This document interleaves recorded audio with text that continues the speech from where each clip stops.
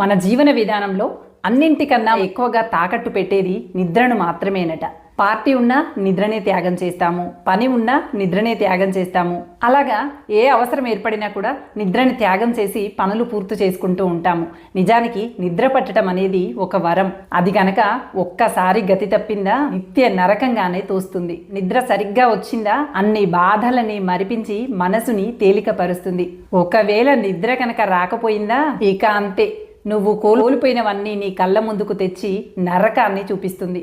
అందుకోసమని నిద్రని తక్కువగా చూడకండి. ప్రతి చిన్న అంశానికి నిద్రని త్యాగం చేస్తూ జీవన విధానాన్ని గతి తప్పించుకోకండి. చక్కగా నిద్రపోండి, బంగారు కలలను కనండి.